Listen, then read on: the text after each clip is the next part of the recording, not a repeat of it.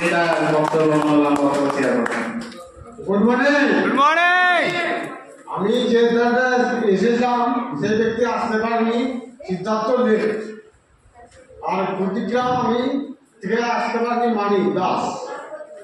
আমি আমার গ্রাম থেকে 10 মিনিট পরে রাস্তা মাঠে গিয়ে ওখানে উদ্যান করেছিলাম।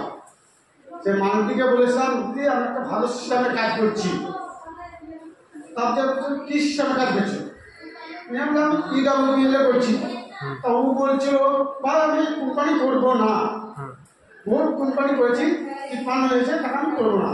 না দিদি তুমি সিস্টেমটা করো, আমি তোকে ইনাম পাইয়ে দেবো।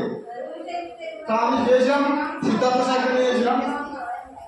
তা সিদ্ধার্থ স্যারকে নিয়ে বললো যে সিস্টেমটা খুব ভালো, তো করা যায় না করা যায়। তা ও PWBL থেকে 1500 টাকা ইনকাম করেছে। কত? 1500 টাকা ইনকাম করেছে। 1500 টাকা আইডি করেছিল, সামনে আমাকে 100 টাকা আইডি করেছিল। নিয়ে আস্তে আস্তে 255টা লোক আমার সিস্টেমে ছেড়েছে। তাই 1500 টাকা পেয়ে গেছে, আমি 11 টাকা ইনকাম পেয়ে গেছি। এখন আমার কাজ চলছে আমাদের। তার PWBL কে আমি তুচ্ছ ভেবেছিলাম। আমি কিছুদিন আগে 1 বছর আগে প্রাণবাদ থেকে কাজ হয়নি বাড়ি এসেছি। বাড়ি যেতে যেতে সিদ্ধার্থ স্যারের সাথে দেখা হয়েছে। তা সিদ্ধার্থ তুমি এটা কী করছো? দাদা আমি একটা সিস্টেমে কাজ করছি, তা তুমি করবে? না বলো, সিস্টেমটা ভালো লাগে আমি করবো। সিস্টেমটা আমাকে ভালো লেগেছে। শোনা মাত্র আমি অফিসে এসেছিলাম, ব্রাঞ্চ অফিসে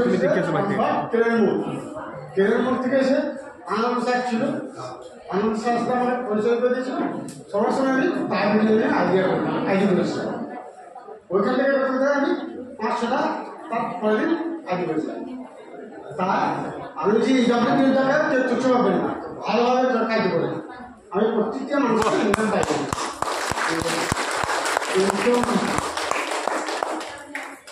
থ্যাংক ইউ সো মাচ।